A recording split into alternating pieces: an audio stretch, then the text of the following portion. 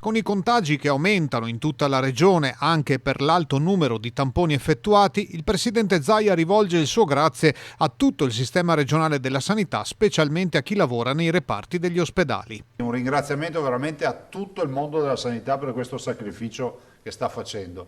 Qualcuno dice, ma loro lavoro. Sì, si può lavorare anche in altre condizioni e in tranquillità. Insomma, è un discorso fare il medico normalmente, in momento di pace, è un discorso farlo in guerra.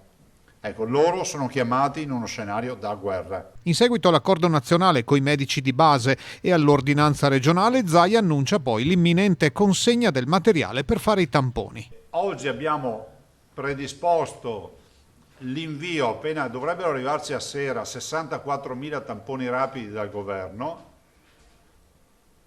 che si andranno ad aggiungere ovviamente alla dotazione di tamponi che noi abbiamo da sempre avuto, e li invieremo ai medici di base, a tutti i medici di base.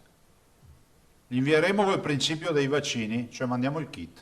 Camice, calzari, visiera, maschera saranno a brevissimo a disposizione di tutti i medici di base, che riceveranno un pagamento extra per ciascun tampone. Una parte di loro è però ancora riluttante, nonostante l'obbligo contrattuale. Ma davanti a gente che soffre, con il massimo rispetto che abbiamo per i medici di base, ma vi sembra il momento di stare qui a dire che la regione usa toni arroganti? Ma c'ha per i tamponi, va a fare i tamponi. In attesa del nuovo DPCM vale ancora l'appello a usare la mascherina, anche in ambito familiare.